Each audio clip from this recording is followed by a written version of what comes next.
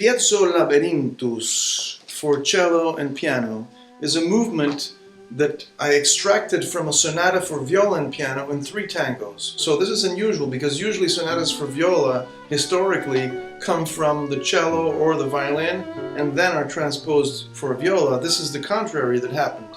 I composed in 2003 a sonata for viola and piano, but it wasn't actually a normal viola, it was a 5-string viola that Bernard Sabatier invented in Paris with a low E string added below the C. So anyway, this Piazzolaberintus is a slow movement and it explores the Piazzolla atmosphere of tango, but taking it, of slow tango, taking it to the extremes of expression and of, I would say, almost losing track of where you are going, which is something that sometimes meditations and slow movements have. No? So that's why it's called labyrinthus. It's a labyrinth of Piazzolan atmospheres.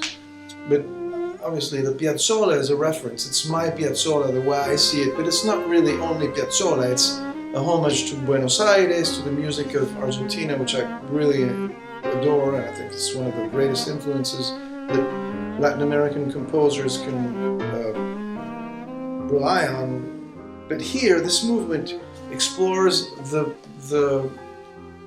great voice of the cello in its full extension. So you have very high registers, you have very low voices, and in the middle all kinds of fantasies, all kinds of leaps and glissandi and expressive moments.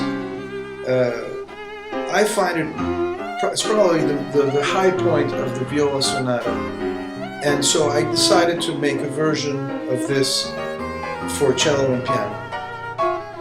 And I think it's one of my favorite cello and piano movements in this style of tango, because it has probably what Piazzolla was looking for but wasn't able to crystallize when he wrote his tango for cello, which is the knowledge of the possibilities of the cello, which are here fully exploited. Piazzolaberintus for piano and cello, a piece originally composed in 2003.